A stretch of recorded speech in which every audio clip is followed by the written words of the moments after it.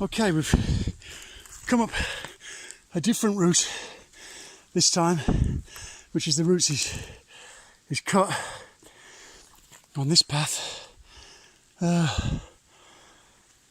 takes us to the same sort of area as before. There's the trail. Oh, here's that trail.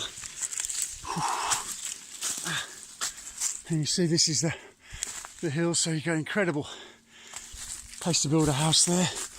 We've got to watch all these sinkholes as we wander along here again. Wish they'd bloody clear some of this. And this is where we went with your friends. Across here. And you can see now, just gotta be a bit careful here because I don't want to fall down the bleeding hole. Because there's quite a few, look.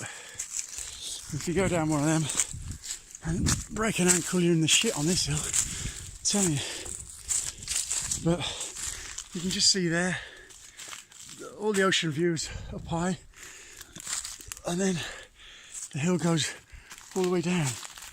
So I don't know why they've put that thing there in the way. I think I'm on the wrong bit of the trail actually. I've gone off on a tangent or something. Yeah, the trail is over there. Whoa.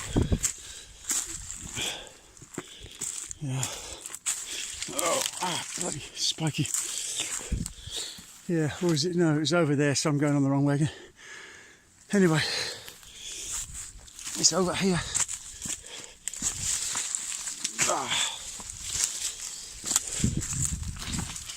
Yeah, we're getting through. We're getting through. Ooh. Yeah, we're getting through, And we're getting here. And here. And this is the,